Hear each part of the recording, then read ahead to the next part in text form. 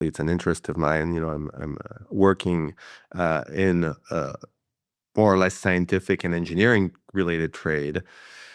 I had a lot of interest in other things. I had a lot of interest in the arts. I had a lot of interest in movies, which I later translated into an independent filmmaking career. But it never occurred to me at the time when I was in high school that those things were actually a path that I could have pursued, that, I could have said, okay, like I want to be a filmmaker, or I want to be, even something other than someone who would take the engineering route. Welcome to the Founder's Journey podcast, where we unravel the life stories of unique and successful entrepreneurs. We will take a deep dive into their highs and lows and over-the-top accomplishments. So get ready for the Founder's Journey podcast with your host, Jimmy Dulambakis. Everyone, welcome. We have Boris Wexler here on the Founder's Journey podcast. Welcome, Boris. How are you? Doing great. Thank you for having me. Awesome, man. I'm very glad to have you on. I'm excited to hear your story and your journey. Let's begin with what business are you currently running now? So I'm running an agency called Space Dinosaurs that is focused on retail. So we build and maintain retail sites with a strong focus on optimizing for revenue conversion rates. So it's really at the crossroads of technology and more revenue-focused consulting, conversion rate consulting, with a significant AI component as well. So give me an example of like who Sure.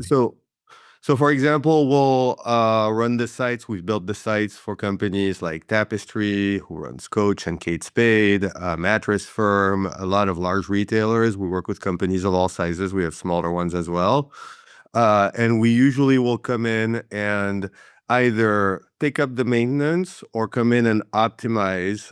So if a company, for example, is looking at their revenue, their conversion rate, things are not going the way they want, they will call on us. We'll do an analysis of their site, find opportunities for improvement, and then apply those, or we will do migrations. So if we have someone who is looking to migrate from, say, Shopify to Salesforce or BigCommerce, some of the major e-commerce platforms, from one to the other, we will come in and do the full migration. And as we do the migration, we'll always do it same thing as with a strong focus on revenue and the KPIs that matter to the business. And what are like some common things you see? Like, let's say I had my store on Shopify and I'm moving it over to another platform. What are some things that you see that are common? We often see it's a lot of detail. So everything is in the details, right? When you're trying to optimize for revenue. So in a lot of cases, it is looking at the user journey and finding where the gaps are. A lot of companies, as much as they try to stay modern, struggle, especially in the very fast evolving world that we're seeing nowadays. They can struggle to keep up with the latest technologies. So it can be a lot of missed opportunities with AI, for example, or looking at ideas to improve the flow for the user once they land on the site, all the way to checkout. So, and sometimes, what we often see, especially with companies that are looking to migrate, are companies that are on an old tech stack that hasn't really renewed for, 5, 10, 15 years sometimes. And so they don't have the opportunity to take advantage of the latest and greatest. So we help them go from an antiquated tech stack to the more modern ones. And while we do that, we look at every opportunity in the experience that the customer may have on their site at how do we make it smoother, how do we make it more optimal, and ultimately, how do we provide a better experience for their user, which then turns into increased business and increased conversions.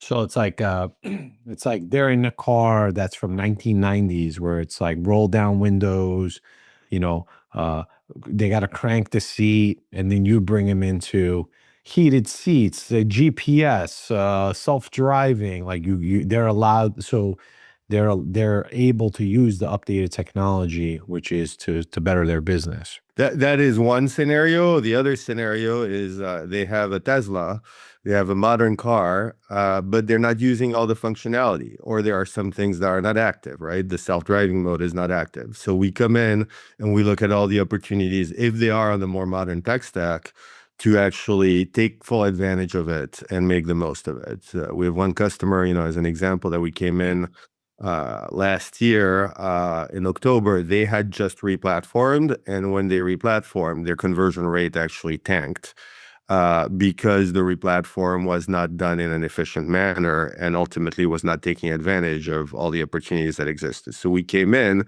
and we helped them improve the user journey, and we're able to get their conversion rate up by 30%, over 30%, I think, in about 2 months. Space Dinosaur. What was the name reference to? Why did you pick that name? So this goes back a little bit to the history of the company, and we'll go into that. When we created the company, which was about a year and a half ago, we only had a month or so to create it. So we had started under a different brand that we had found pretty quickly called Solera 6. And over the first 6 months of our lifespan, we started seeing that Solera 6, number one, was being confused a lot with solar panels. I was getting emails from companies that were advertising, help for solar panel, companies that were producing solar panels, and so on and so forth. So there was some industry confusion, and it was just pretty generic. So we started looking for something that was a little bit more creative, a little bit more out there, and that was more representative, I think, of the type of company we are, which is a company that is a little bit atypical, that differentiates, that has a combination of very strong, very advanced technology, but also resilience and persistence, and ultimately driving to outcomes.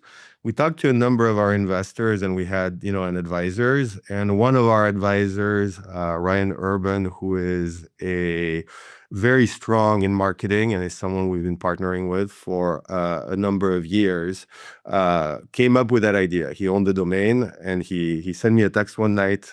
We had talked about, what could the new name for the company look like, and so on and so forth. And at 2 a.m, I get a text saying Space Dinosaurs. And I was like, what's that? He's like, new name for your company. So initially, we tested it out a little bit. It resonated with the market. We felt it matched our identity very well. And so we started going with it, and we've seen a lot of success and traction with that name. Awesome. All right, cool. Very nice. Yeah. Okay, so let's go. And what did you do prior to this age to starting this agency? So prior to starting Space Dinosaurs, I was running the same business under a different name as part of a larger company. So if we go back a little bit in history, in 2019, I joined a company that was called MoveWeb. That was a platform company that was running the front end of mostly retail sites, and it was hosting it. And I joined to build the professional services business, which was essentially building the websites that were going to be hosted on the platform. The company got acquired pretty quickly after, in 2021, by a larger company that was called Limelight initially and rebranded as Agio. That was a content delivery network. So same thing, infrastructure and technology. And that company went bankrupt. It was a publicly traded company, about 400 million in revenue, and it went bankrupt in 2024. And when the bankruptcy occurred, I had the opportunity to get my business out. My business was doing well. So with 3 of my coworkers, we pulled together, and we were able to pull the business out and ultimately start Space Dinosaurs with the same team and the same customer base we had had for a number of years, but under a different brand and as an independent company. Did you have to buy out, or they just it was part of your severance? It's like, here, we're gonna you like. Neither. So I'll go a little bit into the details because I think it's an interesting part of the journey. So in September of 2024, the company Agio went bankrupt, the parent company. And at that point, I was laid off immediately with most of the leadership, while the company was waiting for an auction to occur, a bankruptcy auction where the assets would be liquidated. And about an hour after I was laid off, my CEO texted me and said, "Hey, if you're interested in taking your business, pulling your business out, I think you may have an opportunity. There is an auction happening in November, and you should consider potentially joining. I think you may be able to place a bid and take your business out because it was a little bit different from the rest of the larger business, and most acquirers would not necessarily have an interest in maintaining our business." So we put a company together, myself and my three co-founders. We raised a little bit of money with the intent of actually buying the business out. We went to the auction in person in New York, myself and my partner Howie. We spent a whole day at the auction, and at the end of that day, we did not have the opportunity to actually place a bid. A much larger company called Akamai, that is a leader in its space, bid and acquired everything, all the contracts that were tied to the former business. And at that point, it was about 11 p.m.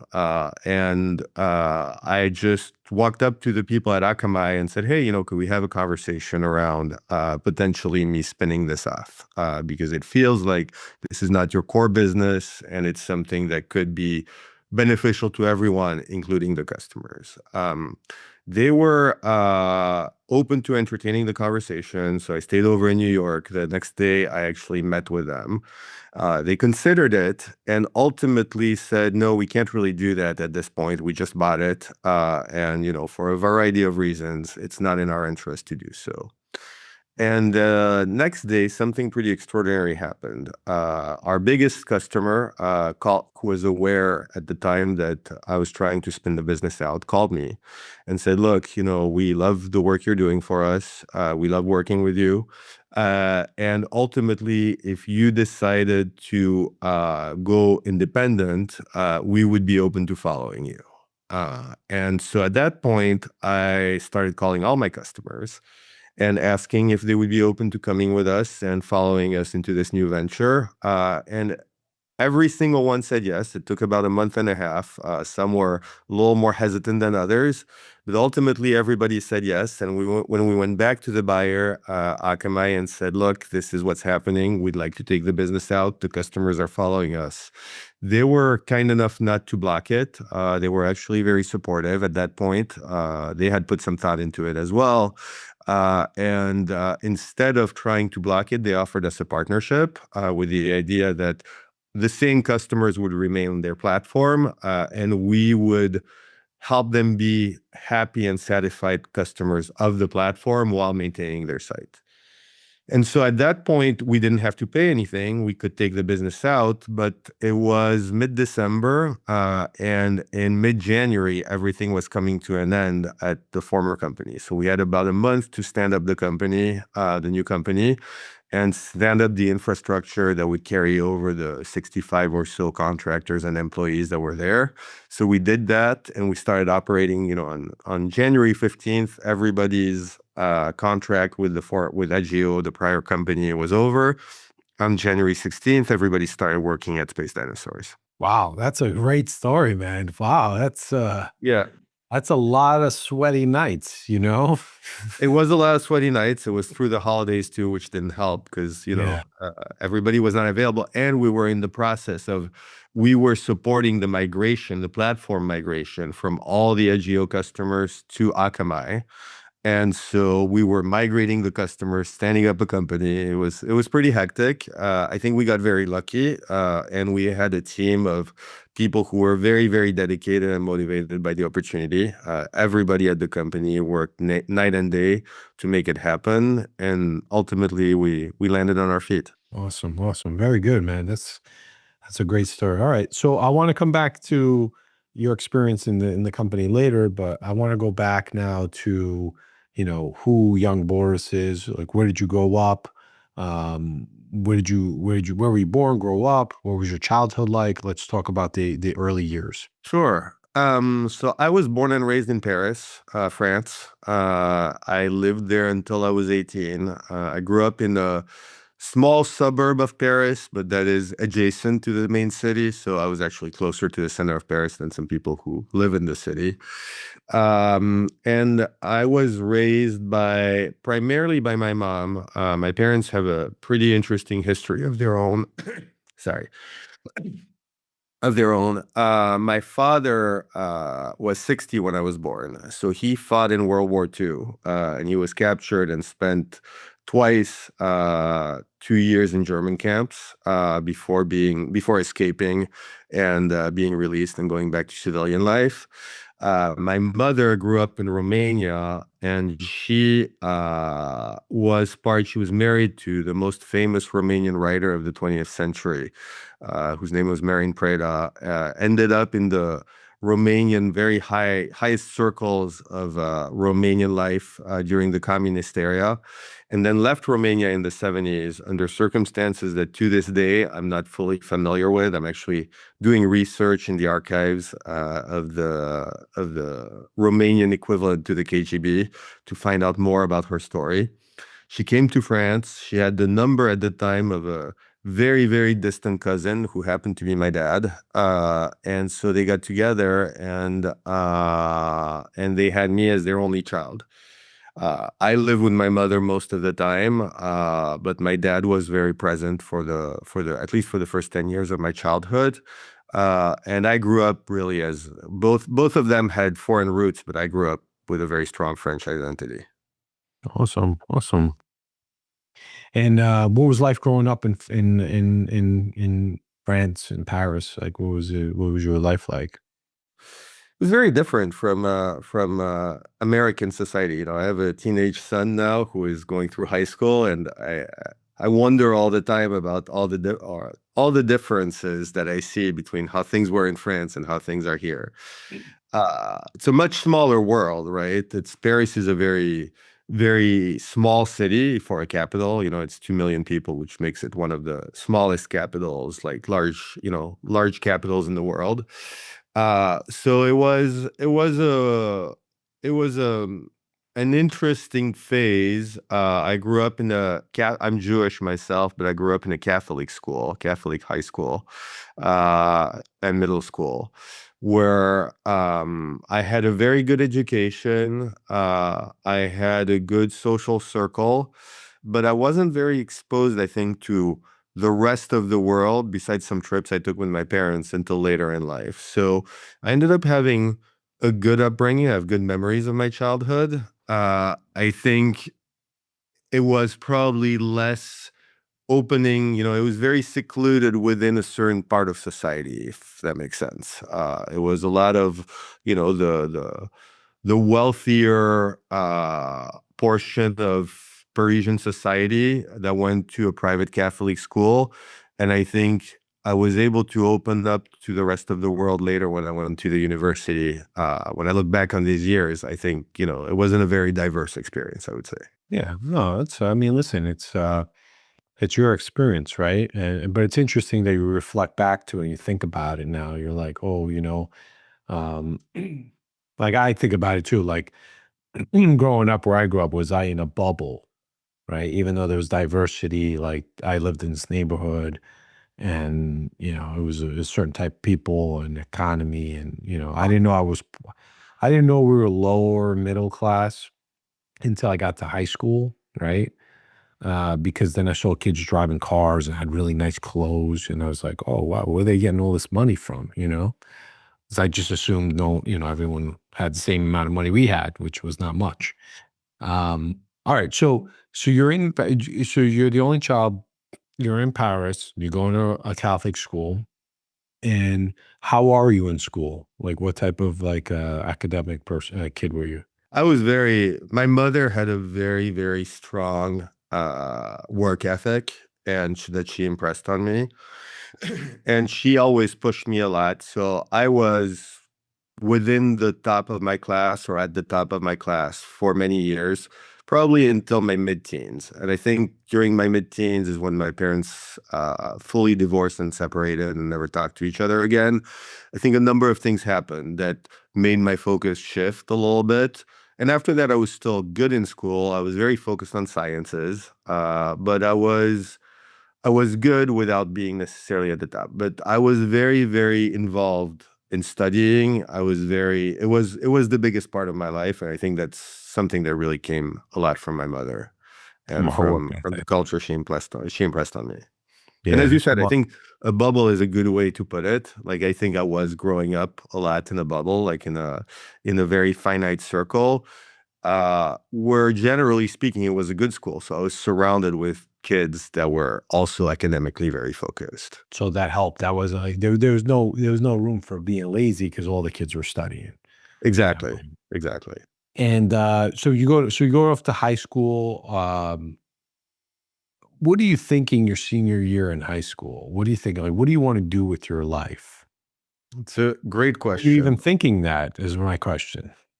I wasn't thinking that much, and that's one of I don't have a lot of regrets because ultimately I think, you look back at the path that you took and all the good things you have now are the result of the path you took, for better or worse. But my mother was she had a very clear idea of what she thought I should be doing. And her idea was engineering and sciences, was very focused on that. So for me, I didn't really give it a lot of thought. I didn't really think, oh, like there's all these other things I could be doing. And later in life, it turns out that when I look at myself, while I was good at engineering and sciences, and obviously it's an interest of mine, I'm working in more or less scientific and engineering related trade. I had a lot of interest in other things. I had a lot of interest in the arts. I had a lot of interest in movies, which I later translated into an independent filmmaking career. But it never occurred to me at the time when I was in high school that those things were actually a path that I could have pursued. That, I could have said, okay, like I want to be a filmmaker, or I want to be, even something other than someone who would take the engineering route. And some of it is also driven by the educational system in France, which is very different from the system here, and that puts a lot of emphasis on the value of engineering and of a scientific education. Hmm, interesting. Do you think that you mentioned you had a career in movies? So what happened? So after college, I mean, I'm sorry, you went to university. Where did you go to university? So I did my first 2 years in France and a very brief apartheid on the French system, which is unique in the world. You really have two tracks in France. You can go to university, which at the time wasn't considered, except for some trades, was not considered to be the ideal path if you wanted to be very successful professionally. And the second path is what's called les grandes écoles, the great schools, which is a finite set of schools that you enter into between 1 and 3 years after completing high school. And during that 1 to 3 years, you go through what's called preparatory classes. And preparatory classes is a little bit of high school on steroids. It's and pretty extreme regimen where you have about 40 hours of class or at least at the time you had 40 hours, I think, as I recall, of classroom per week, and then another 20 to 30 hours of homework. So you can imagine, like that leaves very little time for anything else. And at the end of this, you have competitive exams that get you into school. So, and it's one exam per school, and depending on the exams that you ace, you get into a better school or a not so good school. So I went into those preparatory classes in the scientific section. So a lot of math, a lot of physics. I think I had like 14 hours of math per week, just in the classroom. Yeah, it was pretty intense. And it turned out that it wasn't something that really suited me. I think I was at a stage in my life where I had worked really hard throughout middle school and high school. I just didn't want to work that hard in university. I wanted to open up, I think, and explore new things and not necessarily continue to be very channeled, on a couple topics or a couple aspects of schooling. And so I wasn't very successful. I mean, I was okay, but I wasn't very successful. I wasn't enjoying it. And halfway through my second year, I quit. I dropped out essentially. And I dropped out I got into an argument with my math teacher in class. She told me to leave and come back the next day, and I took my backpack and I said, "Look, I'm leaving, but I'm not sure I'm coming back tomorrow." And I ended up not going back. And at that point, I was really faced with a choice of what do I do now, right? I was a year and a half into What college. happened? What was the argument about? Was you guys arguing over like Okay, so the argument was that while you were in class, you had to take notes, and she would write things on the board. Like it was pretty advanced mathematics, like probably more advanced than what you would study in the second year here in college. And you had to write things the whole time, and then you had to memorize them, understand them, do all the good things after you were done with your day. And I had figured out that there were kids who were doubling up the second year who had notes from the previous year. So what I would do is I would take their notes, I would read them the night before, I would not take any notes, and I would just follow what she was saying, which worked a lot better for me. Because at that point, instead of scribbling, as fast as I could, I actually was understanding what she was saying and processing it in class. And she found me doing that, and she made it a point. She was like, I've told you guys taking notes is mandatory. You're absolutely not supposed to do that. And I've told you that. It was the second time she was telling me. She was like, like, if you're not going to comply, I want you to leave the classroom. And I thought it was honestly the stupidest thing ever, because I wanted to feel free to learn the way I wanted to learn, the way that was right to me. And ultimately, as long as I had good grades, who cares, right? So that's what led to my departure. And do you think that was like more of like her stance was more of a control thing to keep everyone in a system, and you were just trying to, you know, leverage your process of learning to learn, like, I think it's my whole issue with the way that system worked at the time. And again, it probably has evolved over the last 25 years, or 30 years. I think for me, the whole system was very rigid. They told you what to do, how to do it at every minute of your life. And I think, and that's one of the great things that I found when I came, I completed my studies in the United States, and I thought the American system was so much better because you had freedom. You had freedom to become an adult. You had freedom to become the person you are and like understand what worked for you and what didn't. And ultimately, if, the litmus test was, am I passing the tests? Am I getting good grades? But how you get there is up to you, which I think is the right way to do it. I don't blame her particularly. I think she was part of a system where they were all yeah, trained to no, of function that course. way. Well, that's what I'm saying. So let me, so now, you left and you said you came to the United. So tell me the next part. What happened when you came? Where did you go in the United States? What school? So when I dropped out, I was halfway through my second year, and I was literally asking myself, what do I do with my life? Do I go back for something completely different? At the time, I was starting to realize that I had some interests in things that were non-scientific. I was like, maybe I go back to regular university in France for literature or for filmmaking or for the arts. And at the same time, I always had this idea that I was going to study in the United States at some point. That was something that was very dear to my mom and that she had also imprinted on me quite a bit. And so I looked up, as I always had an interest in computer science, and I looked up the 20 best universities in the United States for computer science.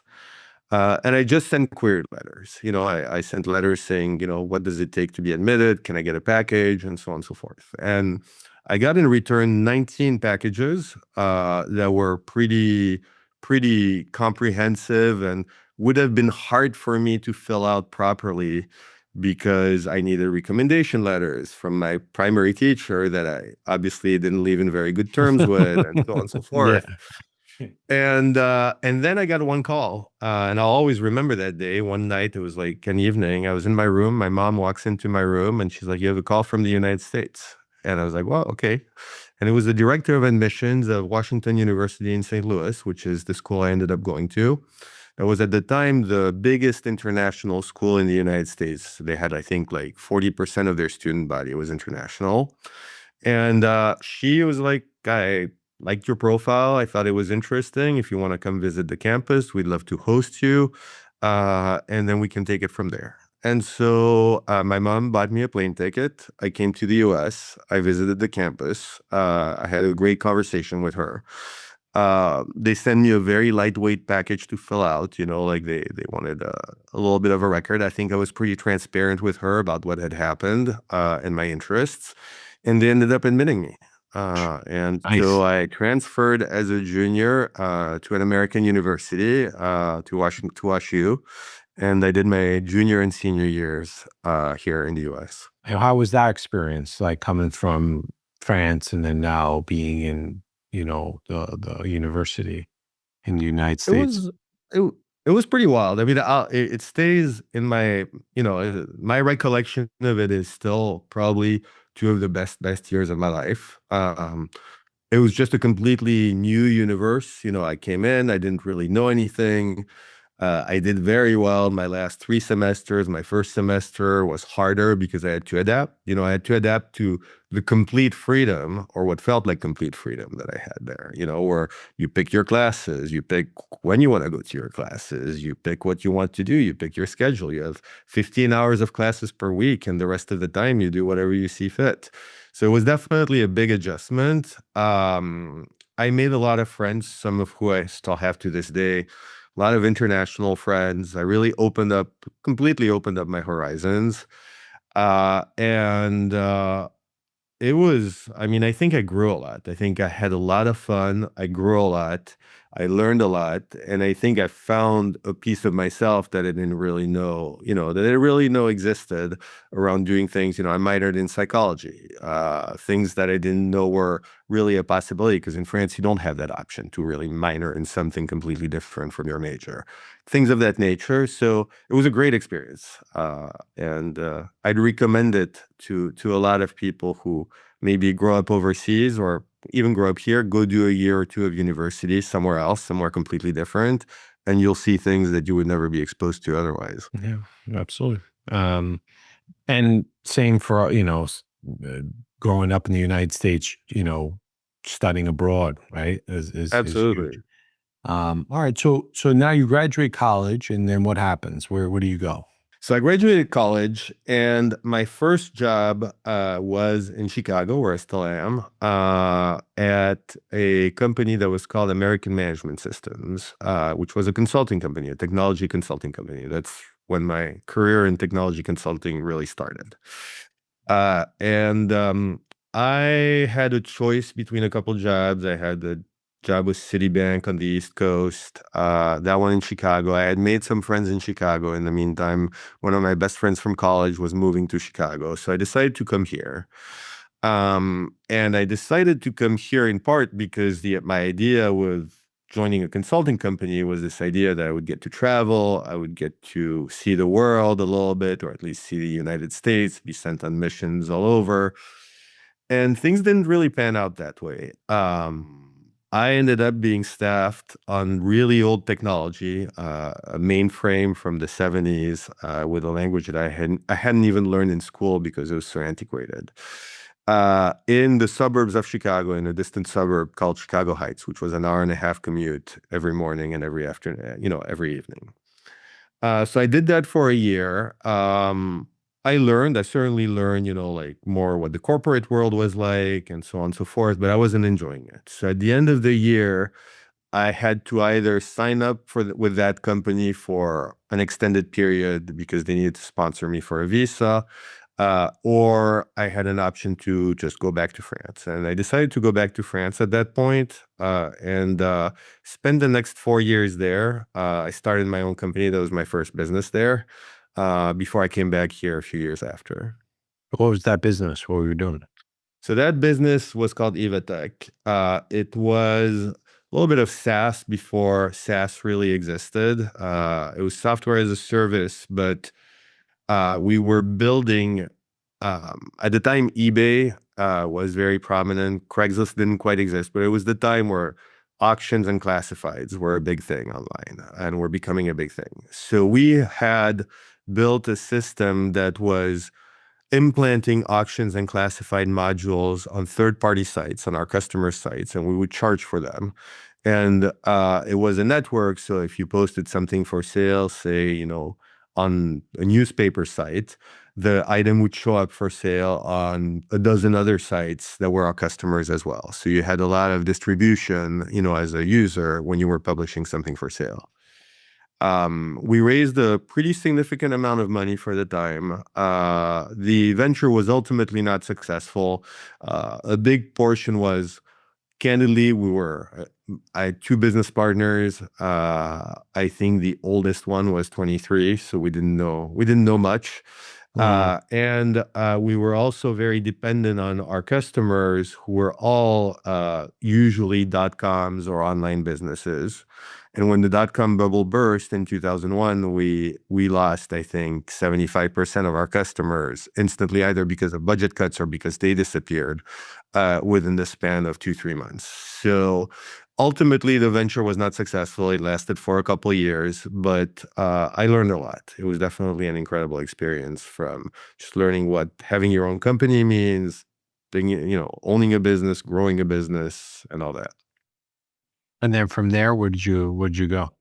And so from there, simultaneously, my mom had passed away, and I had inherited a little bit of money, enough to be, somewhat independent for a little bit. And I decided to come back here and come back to Chicago. And at the time, I did a number of things. I tried a number of things. I was experimenting. I traded on the stock market as an independent trader. I started a business for a little bit that was importing furniture from Indonesia. So it was really a brick and mortar business with a storefront in Chicago. And that's also the time where I was thinking about what to do with my life, and I always knew I liked films, so I started studying film a little bit, started making small independent shorts, and so on and so forth. And I did all these things more or less simultaneously for a few years, until essentially I ran out of money, and I figured, it was time to go back to a more traditional career. And the filmmaking was going well, but wasn't generating enough at the time for me to live, definitely to have the standard of living that I wanted. So I went back in 2008. I went back into a regular technology career, and I worked at a fintech firm in Chicago for a few years. Firm specialized in the commodity space, where I was running the engineering team, and we're building, software that was tied to the trading space, data, and so on and so forth. So, after your mom passed, were you going through anything like emotionally, or like just trying to find yourself? Like, did you, your purpose, like any of that happen? Yeah, it was very heavy. I mean, my mom was my primary caretaker. As a child, she raised me. We were very close. And she was young. She was 63. She had cancer for a few years on and off, but I didn't realize, and I think she kept from me, the fact that it was getting to the point where it was terminal. So it was a pretty huge shock when she passed. And I think it contributed to an extent to the demise of the company I'd founded. I think there were a lot of other things that were not going well. But at that point, I think for a while, my ability to lead the company was somewhat diminished. I was grieving, and I was thinking about, what both my life to date and what I wanted to do, and so on and so forth. But it also, in some ways, was a trigger. It was a liberating trigger in certain ways, because I think a lot of what I was doing was for my mom, because she thought it was the right thing, because, I wanted to succeed the way she wanted me to succeed. It was a big thing for me at the time. And I think after her passing, it also, in some ways, helped me feel a little more free and say, okay, what does Boris want? Like, what do I want to do? What do I want to become when I grow up? What do I want to be? What are the things that truly interest me, and what does success look like? Which took me a long time to find. Like, what does really success look like? Not necessarily in the most material and professional sense, but what does success look like for me as a human being? And it helped trigger a lot of that. That's awesome. For me, my father passed away when I was 19. And when it was sudden, it wasn't like he was sick or he just suddenly passed one day. I was kind of going through that grieving, trying to figure things out, and kind of questioning, what is this? What is that? And then what ended up happening was I started feeling like a victim, like poor me, which is normal when you grieve. Like, Of why did course, this yes. happen to me? Why is God doing this to me? Why is it me? And then one day something just clicked and said, well, you know what? You have an option. You can be a victim or you can rise up. And I don't know how it happened in my brain, but I basically made a promise to my dad that I'm going to be successful. I didn't know how yet. I didn't know what I was going to do, but I knew that I was going to, I was not going to stop until I was successful. And I didn't even have the parameters of what success meant, right, at the time, but I knew that I wanted more. And I didn't want to be the kid that lost his dad. So what's crazy is, so for whatever 20 plus years, I'm chasing that and it's driving me and I'm doing things and I'm grinding and I'm suffering and I'm grinding and I'm succeeding and then I'm failing again. All this stuff's happening, right? But it's just driving me. And then I get married and have a kid. And now I'm the dad. And all of a sudden that thought went away.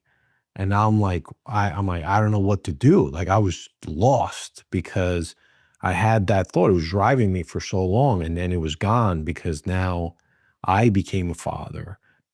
So I had to do some deep dive. Anyway, I was saying this because I know you went through this. So I'm like trying to figure out, okay, where am I going from here? What am I doing? And then I realized like, well, how about I lead by example? If I want my kid to do X, then I need to do X, right? If I want him to work out and be healthy, I need to do that. So I had to reconfigure a bunch of things in my life for the sole purpose of leading as an example for my kids. So, No, that's it, well, it's interesting because it's very there's a lot of analogies between your story and mine, it seems, and on that front, and I do think that whole idea of being successful. I think there are so many ways to be successful, right? And like there are so many paths. And I think as I was growing up, my idea of success was definitely like very focused on financial success, professional success, and so on and so forth. And I think one thing that definitely surfaced for me when my mom passed away and my dad passed away a couple of years later, so I found myself, without a family, was this very strong notion that ultimately maybe success for me is having a family and having a family that where I don't necessarily reproduce some of the things. I mean, there were good things. My parents gave me a lot of good things, but there were also a lot of things that I've deliberately tried to not reproduce with my kids so that I can enable them from the get-go to have a broader vision of the world, a broader vision of what it means to be successful, and allow them to find themselves, a little sooner than I was able to. yeah, you want to give them the tools, Yeah, right? Yeah. exactly. Yeah, yeah. I mean, listen, I struggle. Like the other day, I was asking someone they own a VC firm and they're specialized in AI, and I said, "How do I prepare my kids for AI?" And he was explaining it, but I said, "No, no." I said, "What tools? Like, not that they need to use AI, but like, how do they grow as individuals to be able to adapt? Like, what skill sets they need to know for the future of AI, right?" And he sat back and he's like, no one's really asked me that. Everyone asked me, what is my kid going to do because of AI? What kind of job? You know what I mean? It's like specific.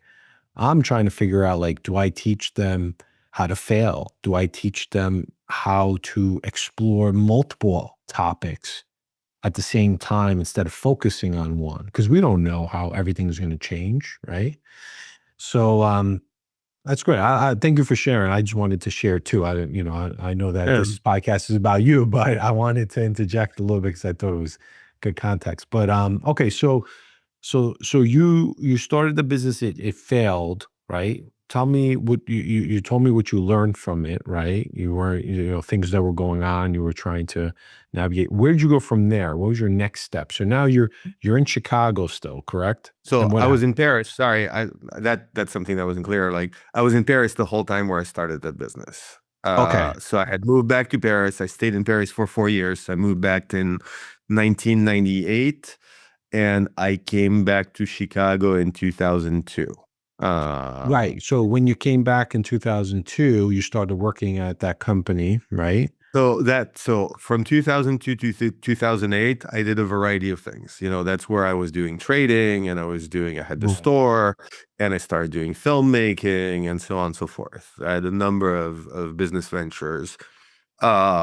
And none of them really took off. Some of them were doing okay, but nothing really took off. And then in 2008, when when the housing crash happened, I had a lot invested in the stock market. It was time clearly for me to come back to some form of stable income. yeah. And I was also in the process. I was starting to found a family. I'd been with my ex-wife for 5 years at the time. We were thinking of having children and so on and so forth. So it was time to find, more stability. So that's when I started working for the financial data company here in Chicago. And then you work with them for how long? So then I worked with them for 2015, so 6 years. 2009 is when I started with them. So 6 years. And at the end of the 6 years, I moved to a company called Slalom. I decided to go back to consulting, and went to a company called Slalom, which is a medium-sized consulting company, a little bit like, I don't know if you've heard of them, like an Accenture, but at a smaller scale at the time. That was rapidly growing, and that was a very very good consulting firm. Like very, uh, I have nothing but good things to say about it. They were a pretty enlightened consulting company with a lot of focus on growing their people, on, focusing very much on their customers. And I think I learned there a lot of the ways that I continue to do business now as I have my own consulting company, and doing business the right way, not necessarily just focused on the financials of my own company. And I spent 4 years there. They were very formative. They were enjoyable, but it was at the my heart. I think you got that. Is I'm an entrepreneur at heart. Mm. I like ventures that have some level probably of a little bit more risk, but also a little bit more excitement, that have a lot of growth potential. So 2, 3 years into it, I started searching for something else, for what my next thing was going to be. And I wasn't ready to start my own company quite yet. I just wasn't quite financially stable enough. I had at that point, I had a son from my previous marriage, so I needed to provide for him. I was going through a divorce that was complicated, so I was looking for something that would provide me both the stability of a job, but at a smaller company where there was a lot more upside potential. And that's when I was reached out to by MoveWeb, the company I referenced earlier, that I joined, which is essentially the early version of the company I now lead, Space Dinosaurs. In fact, there are still a number of team members on my team right now who predated me at MoveWeb by a number of years. Yeah, so it sounds like you were kind of more of like an entrepreneur at that company, and kind of you guys were building it up, and then that crazy story that happened where you ended up acquiring it, which is awesome. I had a similar story where um there was this person that I interviewed was in a company, and there were consultants, let's say, right?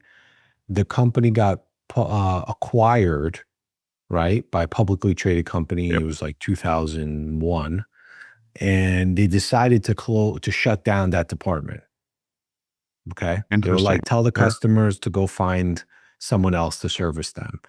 So it was this woman and two of her coworkers, and she said, "Well, why don't we just start our own company and we'll have these customers? Like there was like a dozen customers. And they ended up getting the approval and they started the business and they've been partners for 25 years now. Yeah, that's very similar, right? Like I Yeah, had it's kind of real crazy.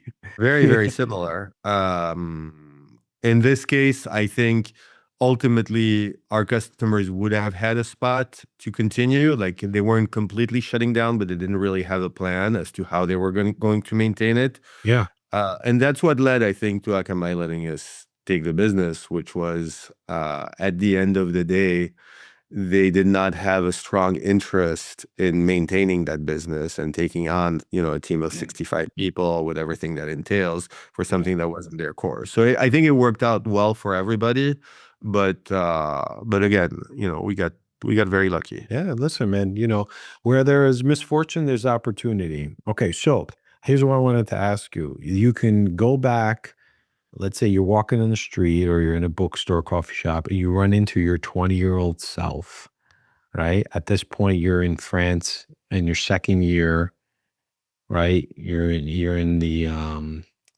what was it called? The not the college, it was a college or university?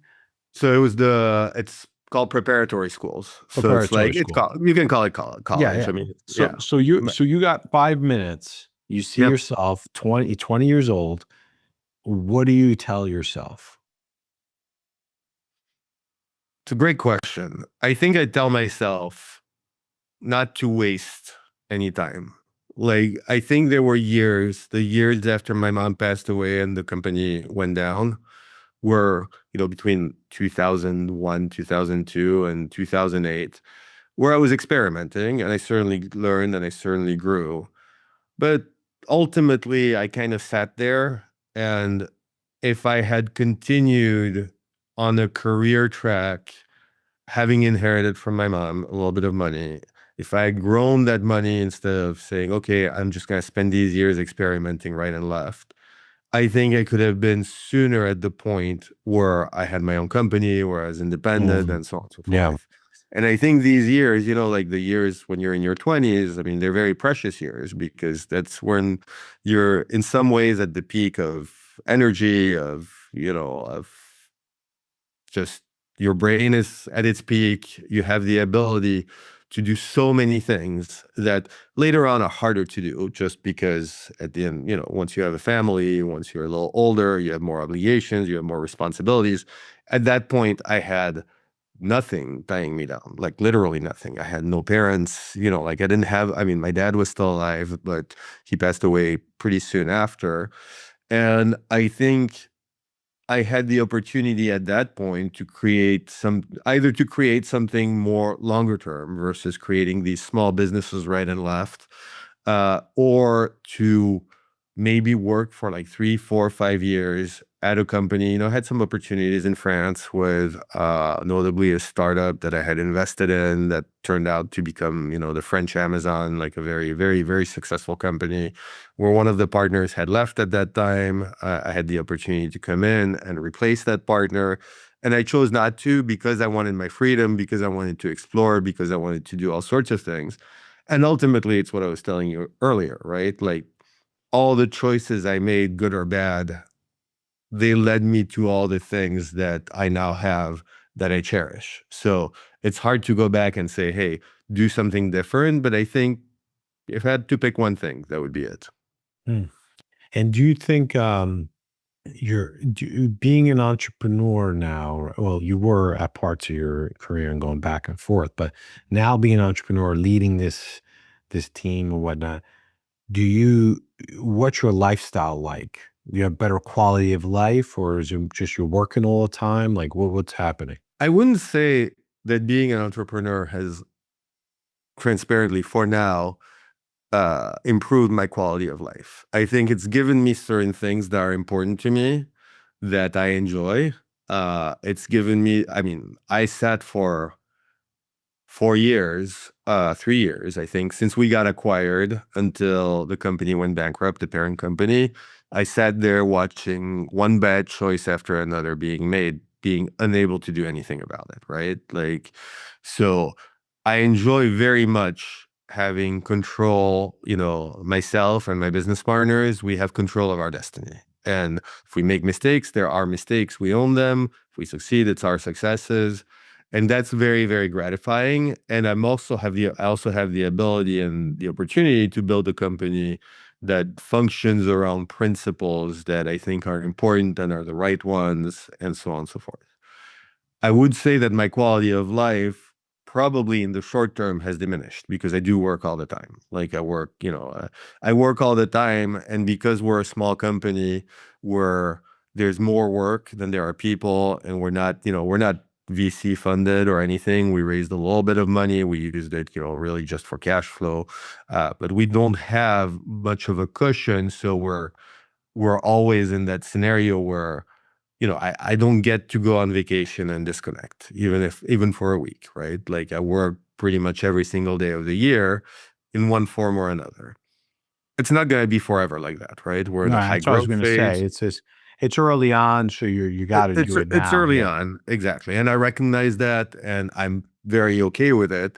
Now, if I'm in that same situation 10 years from now, it's going to get harder. But knock on wood, hopefully things will, the growth we've seen is going to continue, and at the end of the day, this will taper off. I think over the next year or two. Yeah. It Um, always does for me, like you I feel know, like after, it's hard to say because everybody's different, but like after 5 years, things kind of stabilize. You start hiring more people, you figure out the roles. Year 10, and I've only had like two businesses in year 10, meaning like, because, and then it's kind of like is moving forward. Then you get complacent, then you get comfortable. And that's the other problem because you got that's to the flip keep side. it fresh. You got to keep pushing because that's why right now they're in the United States. I don't know about the world, but there's this transition of like people retiring and selling their businesses and people coming in and putting systems in place and boosting revenue. Not in all cases, but most cases, 20 to 50 to 100% revenue increases. Yep. Because when you run the business, you have somebody doing something, they're not doing it the best, but they've been with you for 20 years, you trust them, and you just kind of let them do that role to their ability, but it could be done 2, 3 times X better, right? But you just let it be because it's a family at that point. Um, all right. Is there any, do you have any thoughts or mindsets or resources that you would share as an entrepreneur or thoughts or anything like that? Yeah, I mean, I think for me, what I found is the biggest thing that I learned over the years. I was a single child, right? I was raised by a mother who was a single child as well.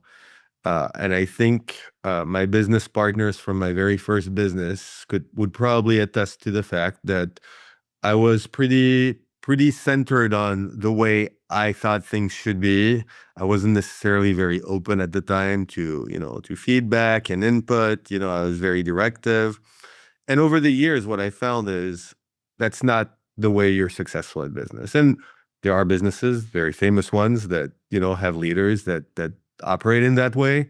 But in my mind, when you're founding a business, you're to the point you were making earlier, you are somewhat creating a form of family, especially if it's a small business, and especially if it's hard, and especially if you're going through phases where everybody has to hang on and persist and work hard to overcome the obstacles. And it's a group effort. It's never one person, and the more you bring on good people, like if there's one principle that I would suggest to any entrepreneur or anybody who runs a business, is your business, I'm in consulting, so it's particularly true there, but your business is only as good as the people that are part of it. And Yeah. your business is only as good as the motivation of the people who are part of it. So if you're sometimes, it can lead to setbacks because you don't fill a role that you need to fill as quickly as you want to. But if you're very selective about the people you surround yourself with good people who are motivated, And then you run the business in a manner that motivates them, where they have the opportunity to bring input, where they feel, like where they feel that the business is their own. I think that's one of the biggest drivers of success that you can have, no matter what industry, what company, what you're doing. Yeah, absolutely. All right. What do you think about, um, I guess, like entrepreneurship in general? Actually, I wanted to ask you this. What's the difference between entrepreneurship in France and entrepreneurship in the United States? Is there a difference? There's a big difference. It's a lot easier in the United States in some ways. It's a lot easier in some ways. It's harder in other ways. It's a lot easier to start a company because there's just so much less red tape and bureaucracy and rules and constraints, and taxes are more advantages and so on and so forth. It is harder when things get hard because there's also more support for entrepreneurs in France in many ways. So, if your business ends up in trouble, you have more help from the state and so on and so forth. Um, at the end of the day, though, I think there are good use cases for starting a business in Europe, and I would have no qualms. I'd be happy to go back to France and start another business. But I think if you're starting your first business, it's probably a lot easier to do it here. Yeah. I saw something, I don't know who it was. It was an entrepreneur from Europe. They were here during the World Cup, and they were, or maybe he was from British. I'm not sure, but they were explaining why entrepreneurship is more widely open here versus Europe, because the market's so big. You have the ability to be successful because the market size is so massive. 360 million people. You can sell a special sock brand. It's a niche product. You can get 500,000 customers if you could just do the product and take the time to build it. It takes time. It's not easy, but when you do and it pops, you got 500,000 customers buying socks from you, right? And some of the ideas, some of the concepts of people that come on this show, it's just really fascinating how different people are making money doing different things. Like what you're doing is pretty interesting in itself. So, all right. Well, listen, this has been awesome, Boris. Any last thoughts or anything you want to share before we wrap up? Nothing in particular. I mean, I'd say, and I'm sure I'm not the only one saying that, given your audience and the theme of the podcast, but I think for young people, especially nowadays, who are looking for a job and, are struggling in a lot of cases to find a job, go start your own job. Go start your own business. Go try being an entrepreneur, especially when you're young and you don't have a lot of responsibilities. It's an awesome experience. And ultimately, I think if you can make it work for yourself and if you can be successful, even mildly successful, I'm not talking about, a business that blows up, but if you can make money for yourself and provide for yourself with your own business, it is, in a lot of cases, I think, a happier life than if you're dependent on a third party or a company where ultimately you don't control your destiny.